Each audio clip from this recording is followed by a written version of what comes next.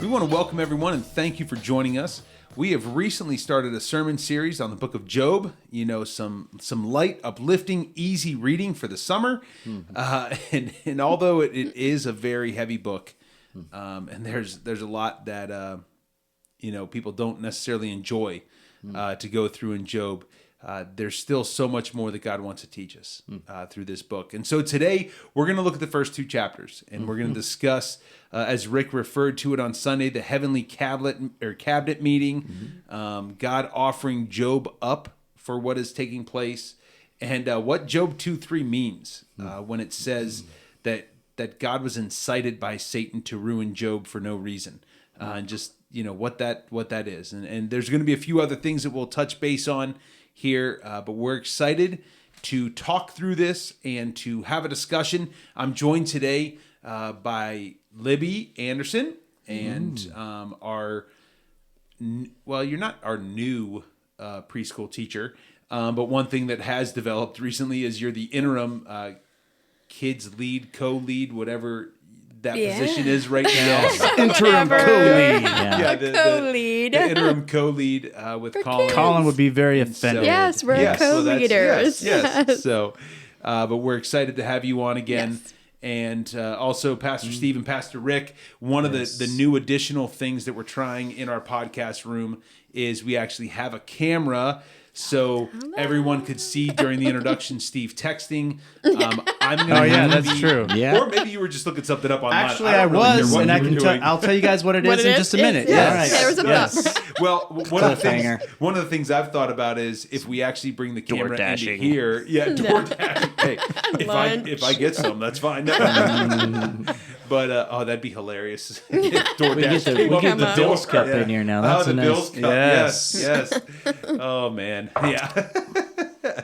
But it's something we've over the summer when I've done the video element online, we've seen a lot more participation that way. So we're trying to have a video in our beautiful podcast room. Mm-hmm. Yes. I did declutter a little bit, even though there were some golden calves nobody wanted to get rid of in here. Yeah. Some posters. Boxes of crayons. Yes, boxes of crayons, half used. Yep. Still have a pink table if anyone wants it. Yes, there is a beautiful pink table. Over in this corner. It's retro. Free for That's the cool, taking. actually. Couldn't let it go for under $100, so. Yeah. Maybe Harper would want it. Oh, for sure. Not for under $100, so we couldn't let it go for under $100. Put all your unicorns on it. Yes. I'll just let you guys forget about it and just disappear. Where'd it go? Oh man! So as we dive into the book of Job, it is some people's favorite book of the Old Testament. Not many, as Pastor Ed asked for people to raise their hand. Yeah, for your favorite book, right? And somebody said, I think it was shout out to Kevin Nagel of the WLA Ranch. He claimed that Ed also mentioned the Song of Solomon and asked if it was anyone's favorite book. No, he did not. I was waiting to scream out, yes! But it never came. There was because Angie and I thought he was going to ask that. It was the perfect but because time. but he didn't. Even though that would have been something. Yeah, see, Kevin thought he did. I was like, I don't think so, Kevin. Definitely not. Since they're about ready to have child six, maybe Kevin was waiting to say that's his favorite. Yes. Sorry, Libby. So we're going to dive into Job. And one of the things that I want to look at first is I'm going to read verses 6 through 12 in chapter 1. And we see a similar yet slightly different scene in chapter 2. But I want to read chapter 1's account. And it says, "Now there was a day when the sons of God came to present themselves before the Lord. And Satan also came among them. The Lord said to Satan, 'From where have you come?' Satan answered the Lord and said, 'From going to and fro on the earth, and from walking up and down on it.' And the Lord said to Satan, 'Have you considered my servant Job, that there is none like him on the earth, a blameless and upright man who fears God and turns away from evil?' Then Satan answered the Lord and said, 'Does Job fear God for no reason? Have you not put a hedge around him and his house and all that he has on every side? You have blessed the work of his hands, and his possessions have increased in the land. But stretch out your hand and touch all that he has, and he will curse you to your face.' And the Lord said to Satan, "Behold, all that he has is in your hand. Only against him do not stretch out your hand." So Satan went out from the presence of the Lord. So we'll talk about what goes on here as far as like the exchange in a little bit. But I loved how you referred to it as the heavenly cabinet meeting, Rick. But what's taking place here? Like, this is, it's an interesting thing that we only see a couple times in Scripture. Like, yeah, what's happening here? Seems like there's a meeting of some of the hosts of heaven, and Satan's included in that. Yeah. Yes. I am, just to let you guys know who This are is what watching Steve the was video. looking at his Yes, phone yes. here. Besides his Hang on a second. DoorDash order. Yeah. Yeah. It's called the First Five. My wife has been using it. It's got some different plans on it, kind of like the Bible app.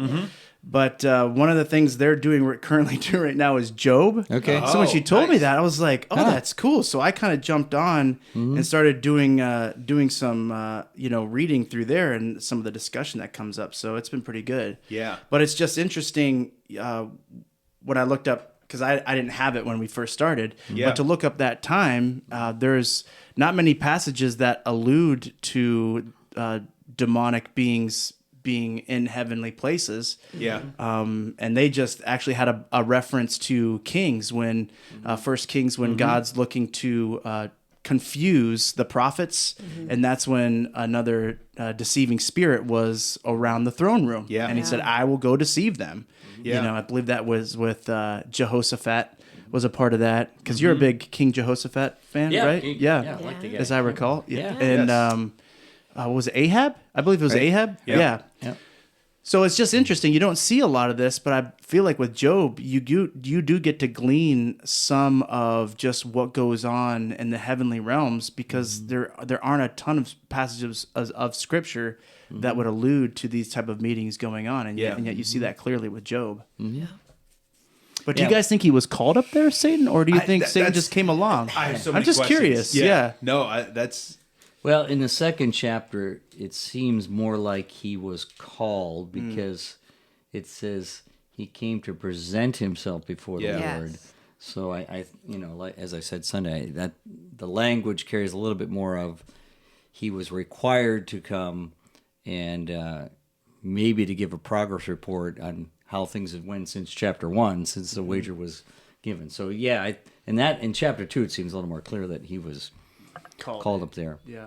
But I think it gives a lot more validity to what Paul says in Ephesians, that we're in this battle against powers and principalities, and we have no idea absolutely what kind of things are going on in the supernatural world.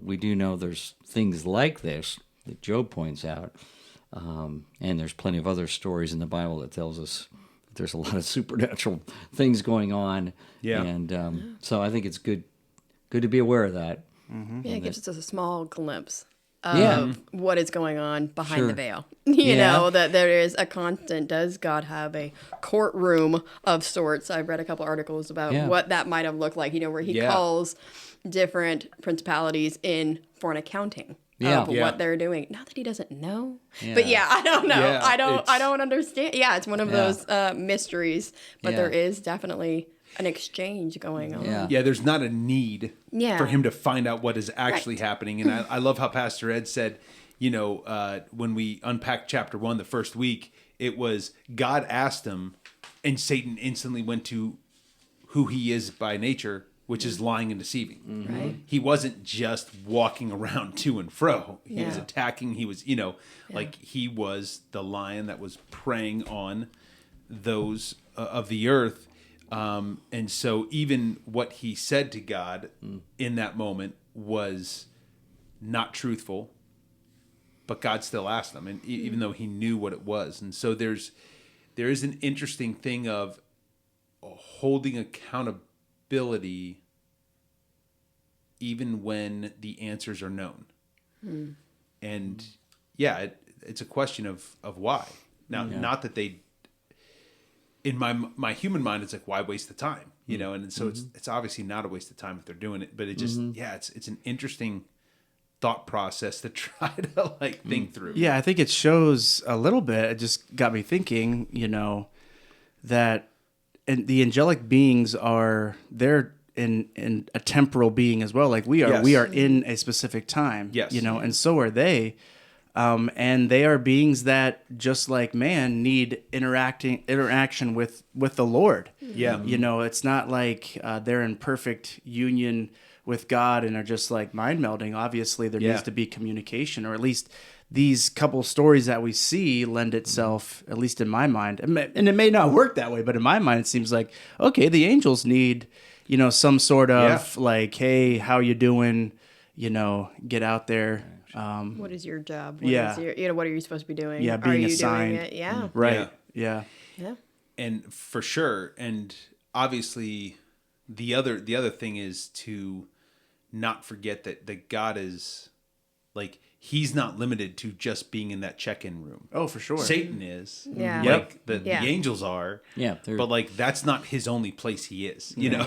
Right. Like, they're not omnipresent. as he's omnipresent, you know, there's also concepts of like, man, so if he's, because if you think about it, like, we don't know how many angels there are. Like, we know there's a lot, you know, and so like, man, if he is checking in with the different principalities and, you know, calling those in, and not just the angels, but Satan, and you would think more than just Satan as far as the fallen angels at different times, just my mind goes to how many meetings and how long. It's like all the time, but he's not limited to that, Right. you know? Right. And so it is very interesting to try to just think through that concept. Right.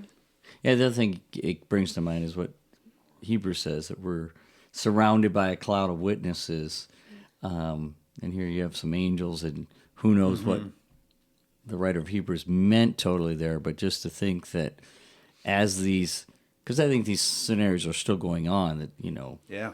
but as we're going through trials and things, that there's a cloud of witnesses, you know, cheering us on, hoping that we'll strive, because the rest of chapter 12 of Hebrews 12 is about striving, maintaining, having faith. You know, without faith, it's impossible to please God. Yeah. That's the whole chapter.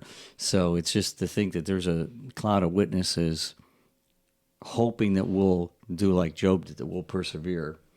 Yeah. Because they might be clear to see what's happening there too, that we're being tested or whatever. And Yeah.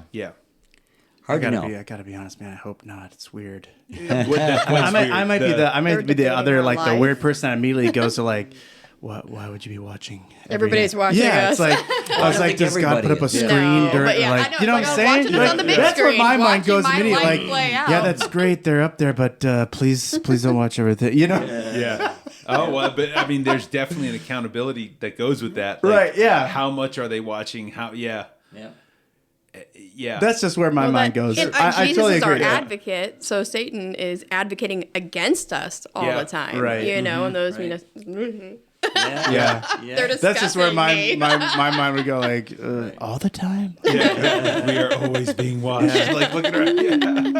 Yeah. And I mean, that is the reality of it. Yep. And there is the spiritual world that we should be aware of. We are aware of it in some regards, but then also totally unaware of so much that is taking place. Sure. And like you said, Libby, this is just a glimpse, and you would think like, oh, it happens so infrequently in Scripture that we see this, you know, taking place. So it must not happen that often. And yeah, like, again, not to put too many human aspects on this, and I don't want to be limited in that way. But one of the questions I always have when I read through this is like, so do they have like weekly staff meetings, like weekly cabinet we do. meetings? Like, what do you guys think? What is the frequency?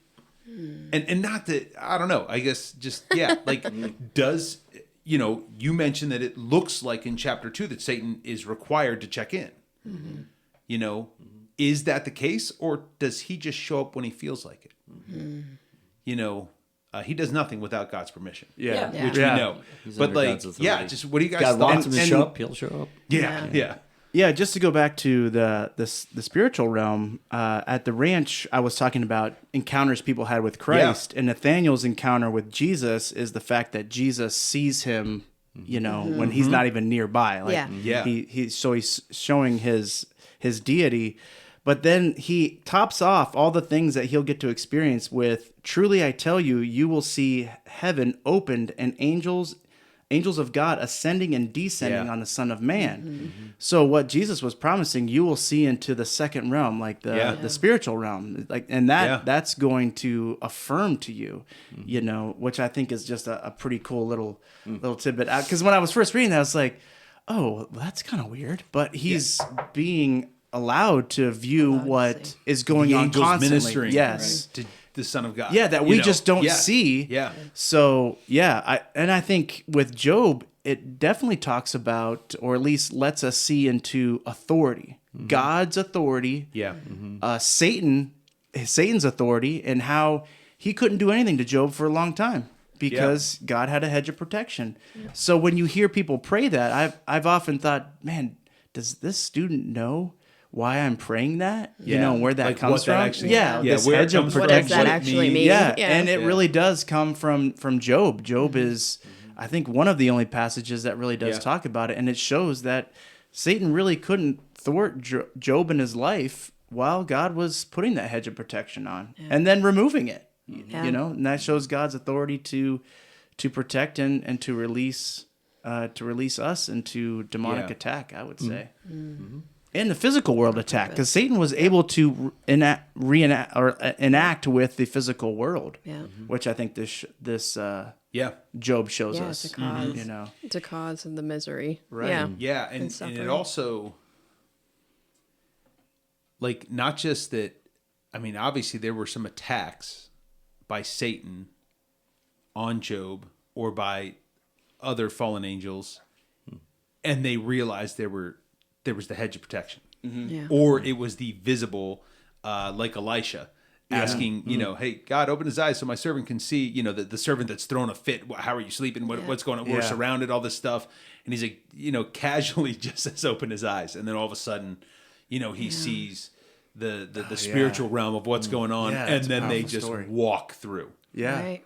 Like, and it just amazing. But so maybe it is that same hedge of protection, so to speak, around Job, where Satan saw the armies of God around him, so he knew not to even go bother. But it's an interesting exchange because he knew, and so it was basically like, oh, that's the only reason he's doing what he's doing is because you're taking care of him, and that's it.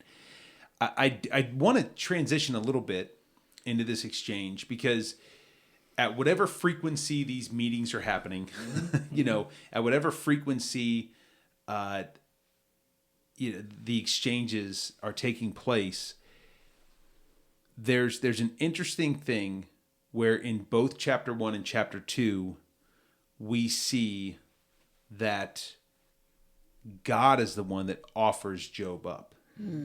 It's not like Luke 22 where we see Jesus tell Peter, hey, Satan has demanded to have you that he can sift you like wheat.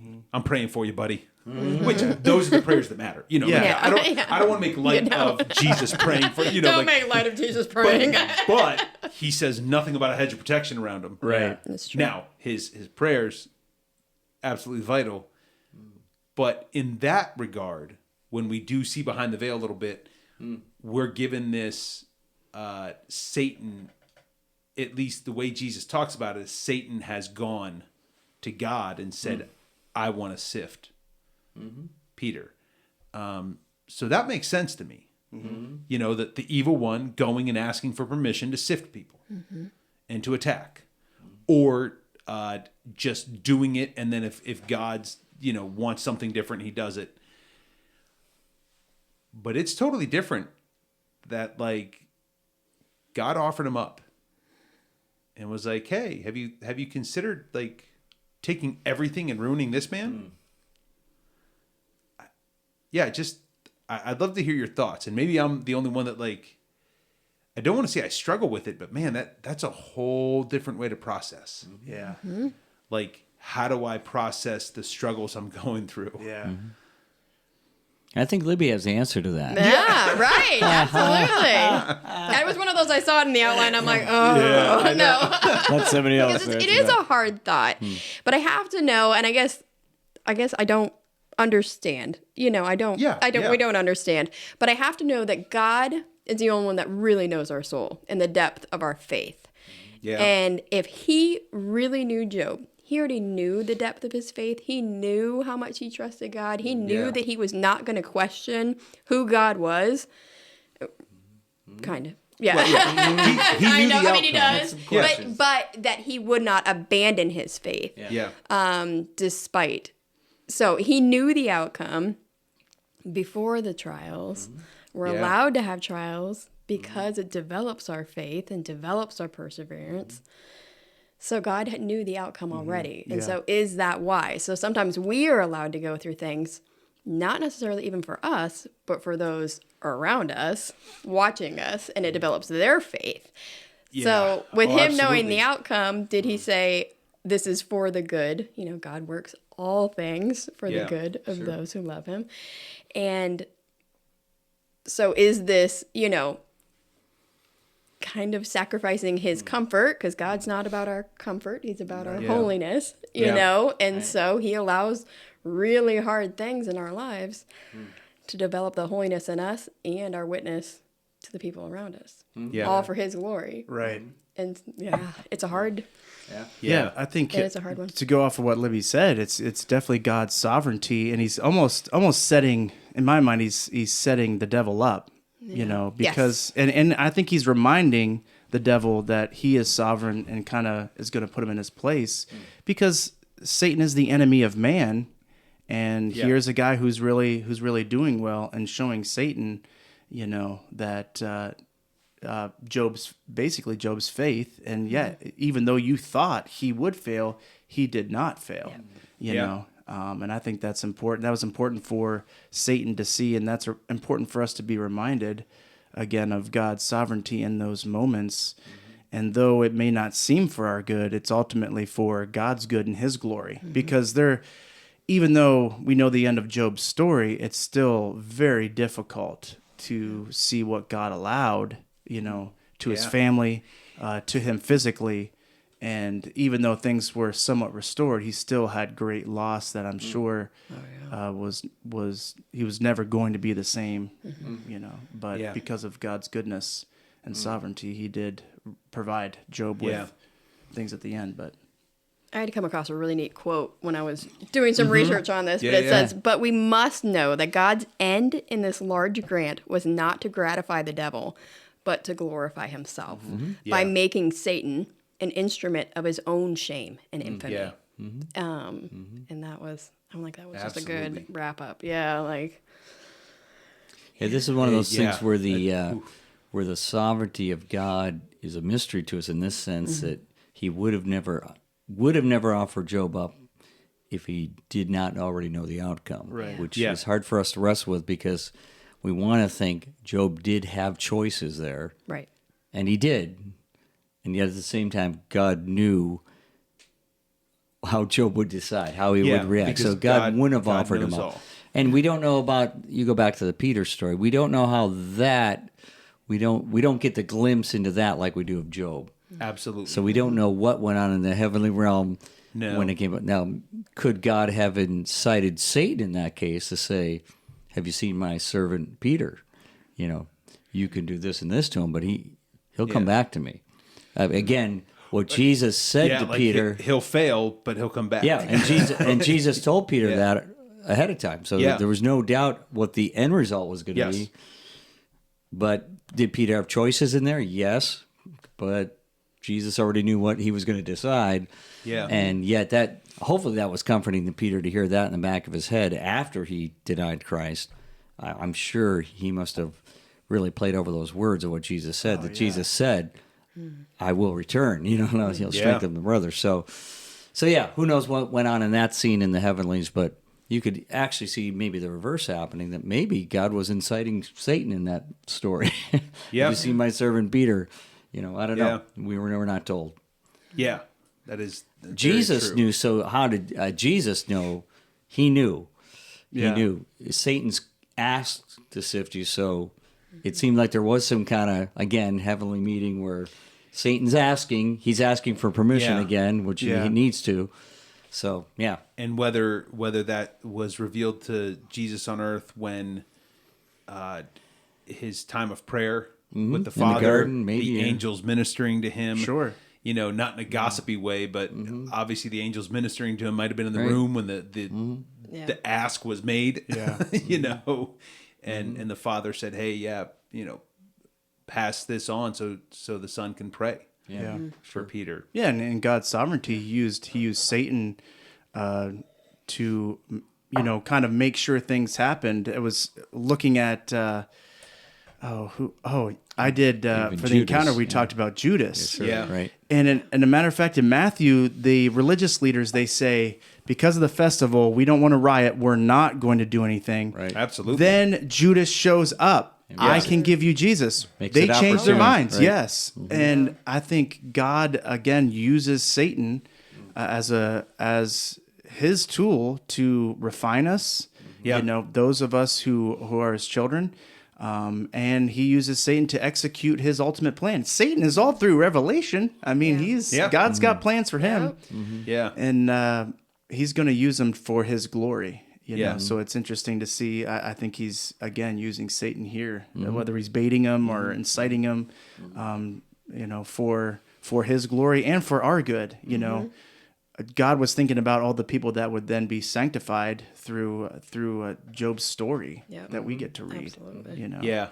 Yeah. And I think, and that's a good segue into my next question about, like you said, whether he incited Satan or not. Although it is just interesting to see, because again, it's God's sovereignty and the protection he had over Job's life. But his 10 children were, I don't want to say disposable. Mm-hmm. We have no clue, like if they were followers of Christ, it's an interesting thing to look at that, to see just all the things that were used and the permission that was given for the destruction. And God knew that would be the case as well when he offered Job up. Yeah. He knew what Satan was going to do. But again, in his sovereignty and for his glory, that is the purpose. It's just sometimes difficult to wrestle around. But we were talking about whether God incited Satan or whatever it was, and it's interesting because we see the reverse in Job 2:3. And so as a very similar exchange is happening in Job 2, we see in verse 3, it says, "And the Lord said to Satan, have you considered my servant Job?" Once again, "that there is none like him on earth, a blameless and upright man who fears God and turns away from evil." And if you're someone who hasn't read the book of Job or forgets the story at this point, he had lost his 10 children. He had lost all of his wealth, all of his riches. And there's the coming back together. And God offers him up again. But it says in him offering him up, it says, "who fears God and turns away from evil." And then it goes on, "he still holds fast to his integrity. Although you incited me," and this is God, the Lord talking to Satan, "although you incited me against him to destroy him without reason." And so the last part is interesting to me. We know that God does not obey Satan in anything. It is God who rules supreme over all. But what does it mean when God said to Satan, "you incited me to destroy him without reason"? Yeah, because we use that word and we use that reference to talk about whether it was God tricking Satan into doing something, like as we said, Satan never tricks God into anything. But just what does that mean? That God says to him that you incited me against Job to destroy him without any reason. I was trying to point that out on Sunday because, I think you're right. We do use the word incite to usually mean either trick or to force you to do something against your will. Poke the bear. Yes. Yeah, Poke what's the that? bear. Yeah, poking the bear. Poke the bear, yeah. So, in the Hebrew, though, that word means to, I don't have my notes right here, but basically to do something you weren't inclined to do. It has no bearing on the moral rightness or wrongness of that decision. It just means you inclined me to do something I wasn't going to do, And so I don't have, it's hard to know, again, in the sovereign mind of God, he already knew what he was going to do. I know. Yeah. But But I was going to say, the because That's what's But tough. going back, Yeah. wasn't Satan's comment about the Lord striking Job? Because remember, Yes. like And that's- you Yes. strike Job, Yeah. and I think in Satan's mind, if I get you to do that, Yeah. then now you're not good. Against your character. Yes, Yeah. that goes Yeah. against your character, and God couldn't be fooled by that, Yeah. And he allows Satan to act within what he does, which is to steal, kill, and destroy, which is exactly what he then does. Yeah. So I almost wonder if that's what it's talking about. You tried to incite me, to sin. but I didn't do Right. Okay. Yeah. See, that's at least that's kind of how I would look at it. Yeah. But Yeah, and what Satan wants to do, it's made clear there. God clearly sees it that you wanted, and I like the ESV version better, to destroy him. And that was, you didn't want me just to test him. yeah. You really wanted to destroy him. And yet God put limit on that too. You're not going to destroy him. At least physically you're not going to. And so I don't have any, it's a weird way of putting it, but I think it's also he's trying to now say, that he's held his integrity. So I think, the God is trying to point, like I said Sunday, in a way it's kind of a little victory lap period. God's kind of saying, hey, you incited me, but he's held his integrity. Yeah. you know, and you had to come back here and tell me that. Yeah. So Yeah, that's kind I of was that gonna part. say. I forced you to come back and admit it. So that, like I said, that must have really infuriated Satan at this point. So that's why I think he comes back with offer number 2. Yeah. So For sure. Man. Thoughts? Maybe you're... It's good. It's okay. good. I was like just you guys sad. wrapped up that thought. Yeah. Yeah.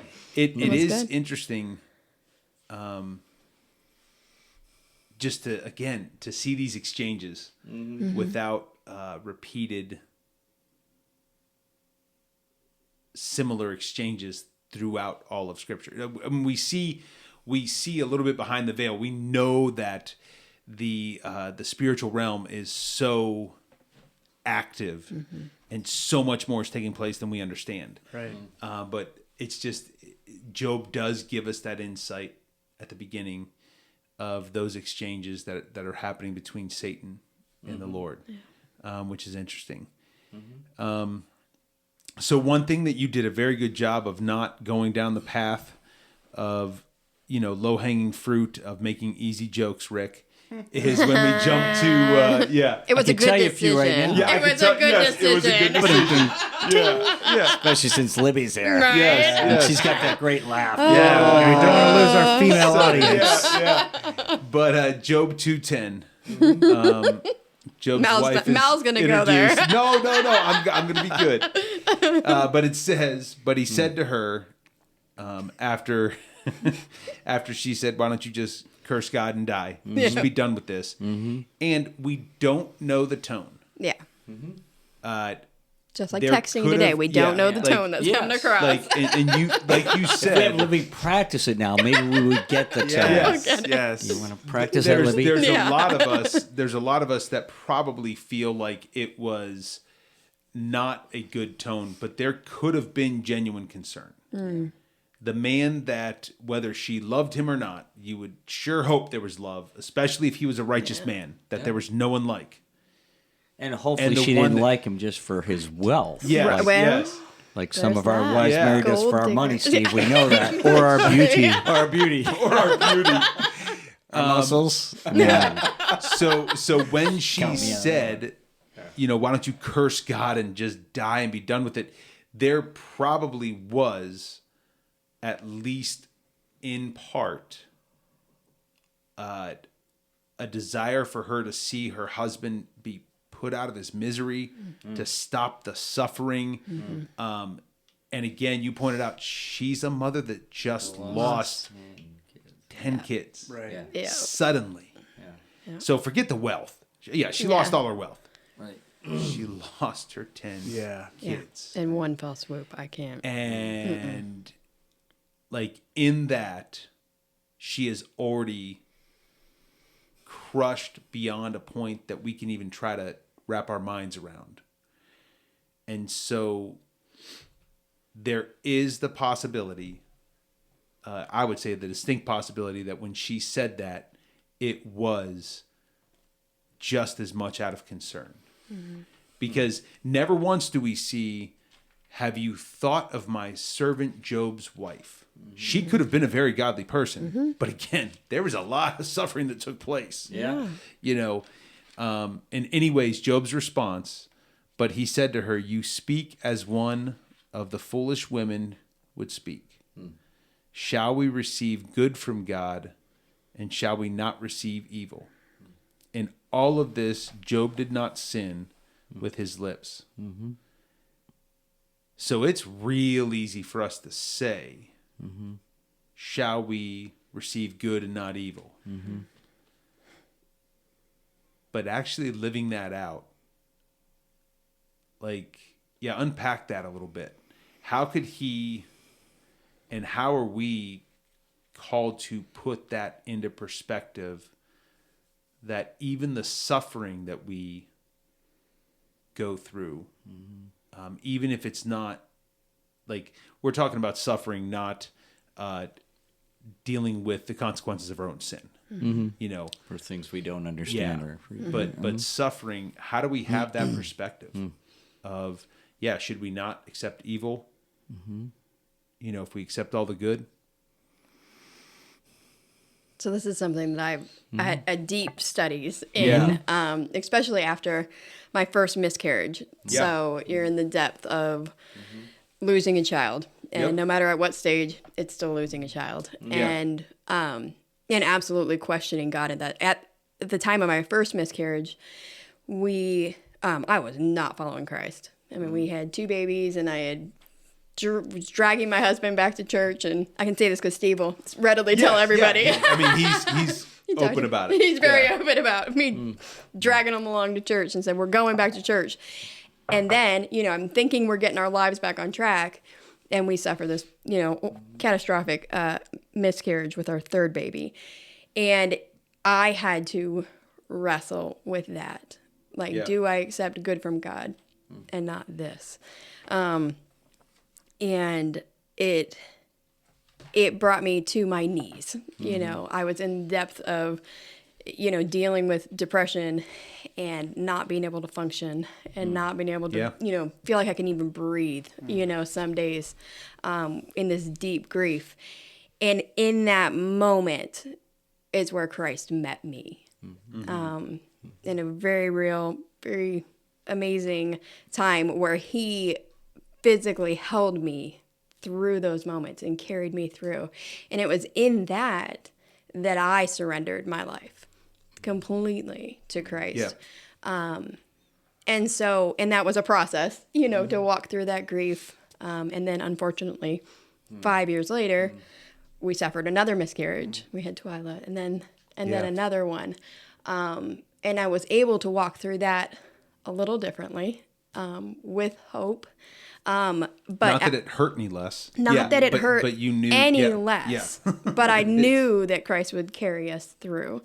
And at that time, I was given this book, 1,000 Gifts by Ann Voskamp.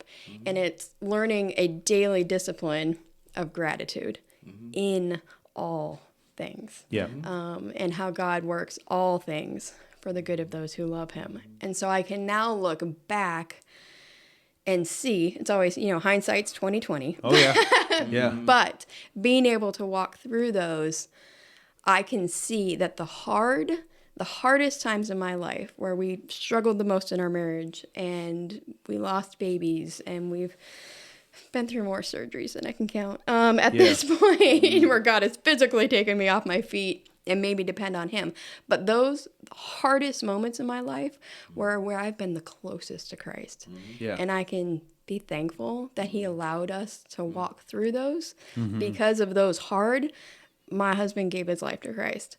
Yeah. I rededicated my life to Christ. My kids have watched us walk through really hard and being able to persevere in our faith. Because of the hard and the awful and the suffering, they were a gift. Yeah. And that, it takes a long time to, to wrestle through and be able to say that. But I know that the hard and the suffering was a gift, because without those, I wouldn't be serving Christ, and I wouldn't have the life I have now. And so, it's a process, but they're good. Yeah. Even when they don't feel good. Yes. Yeah. Right, when you look back. And it definitely is a process. Yeah. You want to say anything to that, Steve? No, I definitely agree with what Libby shared. God is out for our transformation, and He is going to refine us like a precious metal that things need to come off, and a lot of times the only way is through difficulty, and I think God knows that, and He's with us. He's with us in those moments for our transformation, so that we can be more Christ-like, and we can, as John Piper would put it, delight in Him more. I think the more we go through and we walk through with the Lord, the more we'll delight in the Lord, and the more that we want more and more of Him, even in spite of the difficulties going on, so. Yeah, and I think it's interesting, and I'll let you chime in, Rick, and there's something else I want to bring up. But Oh, well, I was just going to say, going back to your first point, that it is good it is okay and good, I think, to wrestle through when we face severe trial and adversity. I think it is okay and right to wrestle through with, is this somehow due to something I've done? Maybe some sin in my life, that we wouldn't just randomly excuse that as, no, this is just, I'm being tested, but there's no connection to why I'm being tested.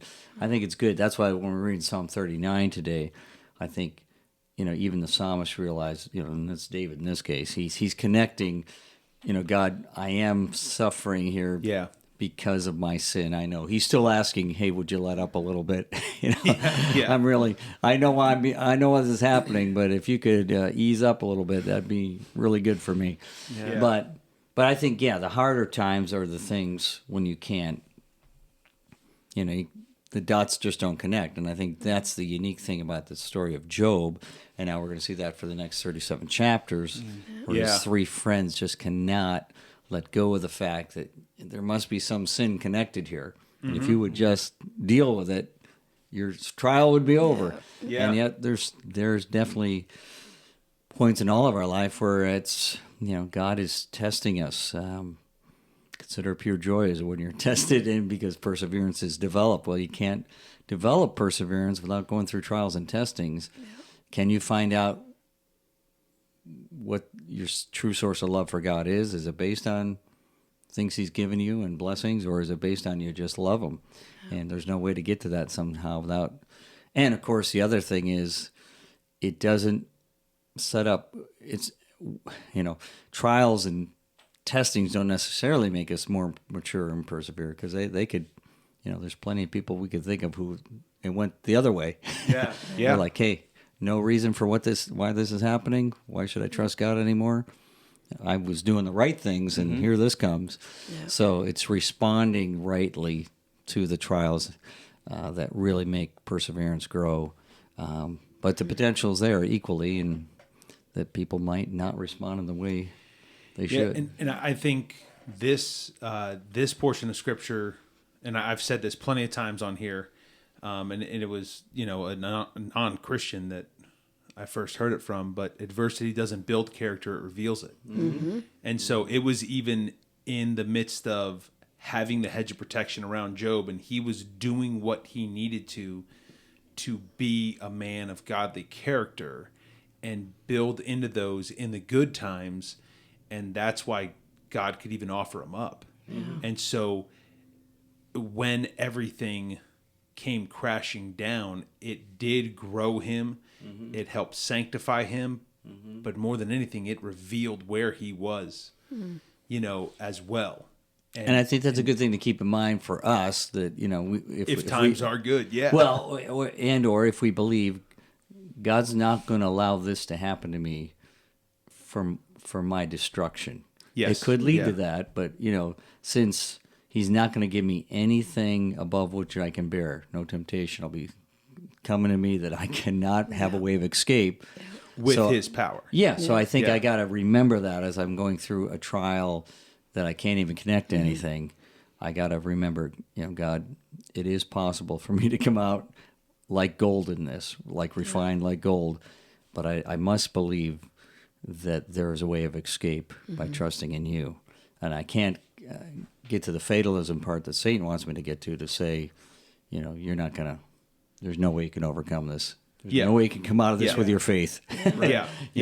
So you might come out with some questions about your faith. That's okay, but yeah, I think that's good, and I think for the Lord, because of His sovereignty, He knows us.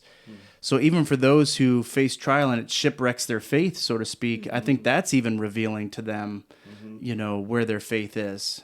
You won't have one. I think there's lots of people that just kind of go with the flow of everything in their life, never facing much adversity, never any real adversity, and when things really hit and they're like, well, how can God be good if he's doing this to me? I reject God. I think that is that reveals, or should reveal to them, that your faith truly wasn't genuine. And maybe that's enough to click. Sure. Maybe I was never a believer in the beginning, because I firmly believe God knows. He doesn't test people in the Bible. He wasn't testing Moses as if Moses was going to do something he didn't know he was going to do. Do you know what I'm saying? Yeah. It was for Moses's growth and other people that I think he put some serious questions to. I think those things are for us to reveal in us, areas that we have a real trust issue or faith issue that he can use and refine. Or in some of those, reveal that you're not a true follower. Sure. And isn't that a gift in itself? Yeah. Because you don't want to be. I mean, Jesus warned there will be people that, hey, I did all these things. Why am I not in? At least those people have been revealed. I want to hear about it now. Yeah, yes. Before the end. So in some ways, is that not God's mercy? That is great. Yeah. Through and through. My dad would always say at camp, it's summer camp season at the ranch, and he would always say it at campfires, I'd rather you go home knowing you're going to hell than thinking you're going to heaven. Right. Yeah. Like it's really hard when someone thinks they're going to heaven. Yeah. And they're, they've earned their way in, Sure. Yeah. And so it is a gift to realize, okay, I'm like, there's something else of submission here that I've not done. Yeah. That's Jesus. So Job is credited with his perseverance, and Jesus says, he who perseveres to the end will be saved. I don't think by that Jesus meant, hey, wait till you get to the end and see if you persevere. Yeah. It's like, you can know even now, are you persevering? Yeah. If you're not, then you should think about, do I really believe or not? The idea isn't to wait to the end to see if, I guess I didn't. But check yourself now. Are you persevering? If you are, why? Why not? Surround yourself with people if you need help and encouragement, because some of these trials are really tough to persevere in. Yeah. And you need other people around you praying for you, encouraging you. Absolutely. Yes. So. Yeah, and isolation, and you'll talk about this more this week. Right. Isolation is what the enemy uses all the time. Mm-hmm. Sure. Not that God never wants us to get away with just him in times of prayer and maybe even times of retreat, but so often, if we're not careful when we do that, it is more detrimental. Right. And then the enemy wants you to stay in isolation thinking that I just can't. Yeah. Sure. Like whatever the lie is that you're believing. One of the things that you were talking about, Libby, that I think is a huge point for us to remember as followers of Christ. We always naturally as humans ask the question why. you know, and especially when great suffering happens. If I get in a car accident because I was speeding and looking at my phone, I'm not asking, why, God, did you let this happen? I was, I was sinning and not doing what I should. But when you lose a child, when there's not an obvious reason, whatever it might be, those questions of why come up.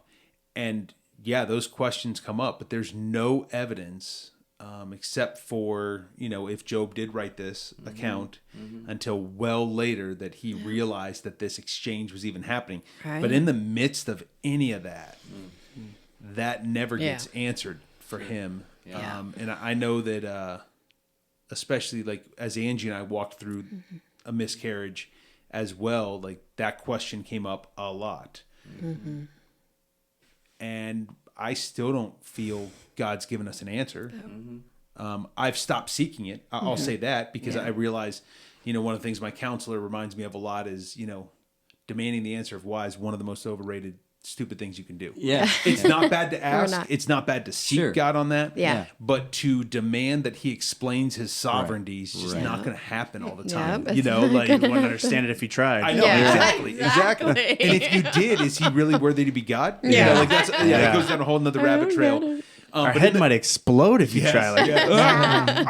And in the moment, though, I forget that. Oh, yeah. In the moment of suffering. Goodness, but it is something to try to, that I want to remind everyone, the way you could navigate through the next miscarriage, you and Steve wasn't because God gave you a perfect written out reason of why the first one happened. No. But there is his comfort, his peace. Yeah. Because we knew him. Yes. In the second one. Yes. It was different. And so it was different. Yeah. Which is crucial. And I think that's going back to what you said earlier. I can't remember, but how do people navigate these things? Well, I think for us, especially as North American Christians, we do feel like God owes us. Yeah. He owes us children. He owes us perfect births. He owes us material success. He owes our children to grow up following the Lord if we just do this, and this. Yeah. And, deep inside of our hearts and heads, we think there is this obligation that God has to us. I've done my part. Yep. You do yours. I'm doing all right. Yeah.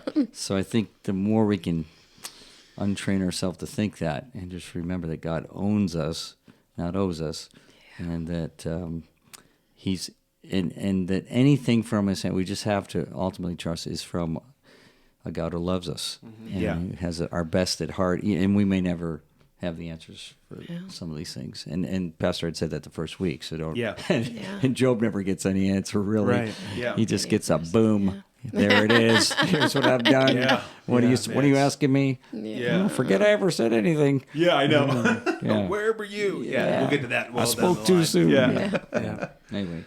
Oh man, and it is a good reminder.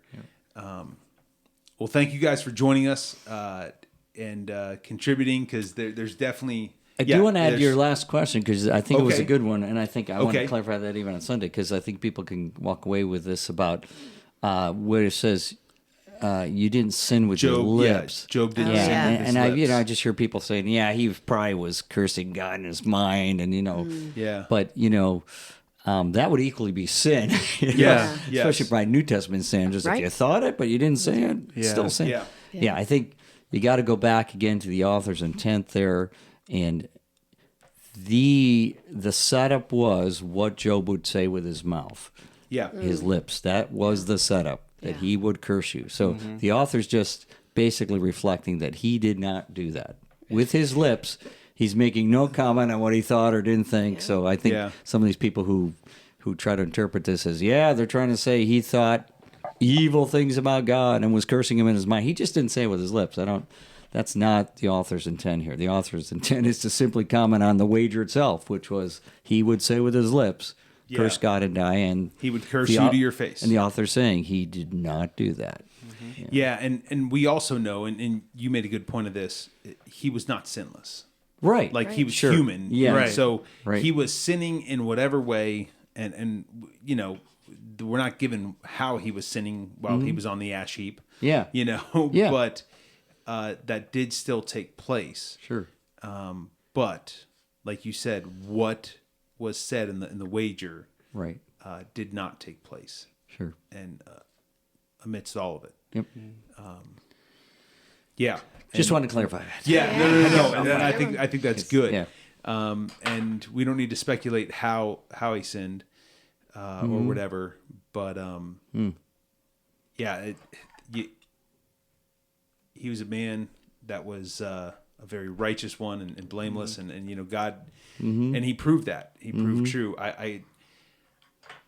The reason I'm pausing is I'm just trying to put myself in his shoes. And like, man, yeah, I pray that that God is continuing to sanctify me to take that on if that did happen. But and Job's going to admit, if we keep reading through, he's going to admit in the middle of the book, even what we're reading here now in chapter 3, when you read chapter 3, you're like, boy, that don't seem right. Yeah, I mean, he's going to even say later, I spoke probably too soon. Yeah. Yeah, but again, let's think about where he is mentally, physically. So, yeah. And still human. Yeah, right. Even though he was righteous. Yes, right. Still human. But, well, thank you again for the discussion, and thank you, everyone, for joining us. We encourage you, if you have not, to check out the first 2 weeks of the sermon series, and we'll be popping back in and out for the rest of the summer, talking about the Job series, amongst other things. But we encourage you to take the time to go through the book and to study it and to seek how God is pointing out to teach and grow you, like any other thing that we should be reading the Word of God for. So thank you very much for joining us on Federated Squared Circle Wrestling with God's Word. We'll see you next week. Say goodbye, everybody. Oh, yeah, the video. Yeah. Send us suggestions or what you do in the room. Oh, man.